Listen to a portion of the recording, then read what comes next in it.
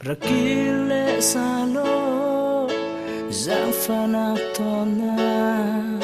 Kalung chin ahar Ahar du mi Nang lâu chu Trên ốc na hi Lâu kan kara Kan lên lại ni Liam câu nốt nang chu Cây mà nó ít tan đình nó xiang mồ Tràn tràn chu hông xoang lê xa lô Nắng thôn cắn lên lại Cả ngài lung ăn nê nghề Sẵn trên tiếng cả nâu ngắp cầu điêu Rin tê in mô Đu miêu Lỡ chư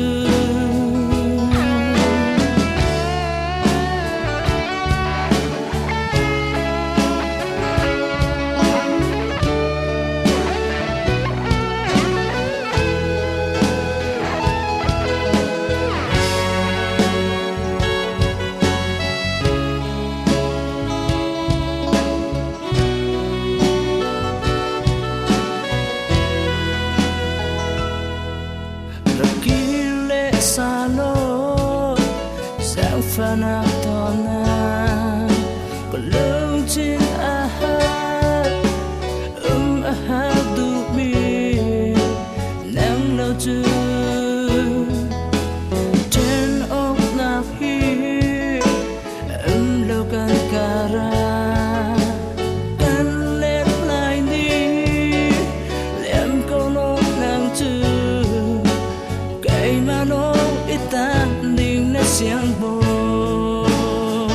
Tràn tràn chu rong xoác lê xa lô Nắng thôn căng lên lại Cả ngài lưng ăn nê nghề Sẵn trên tiếng cả nâu ngắp cầu điêu Rin tê in mô Đu miêu Nắng lỡ chư Tràn tràn chu hông xoác lê xa lô Nắng thôn căng lên lại Cả ngài lung ăn lê nghề Sẵn trên tiếng cả nâu ngắp cầu điêu Rin tê in mô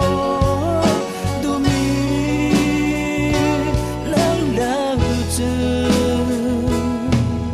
Rakile sano Giang phana tona Kalung chin ahar ahar du mi Nang lâu chu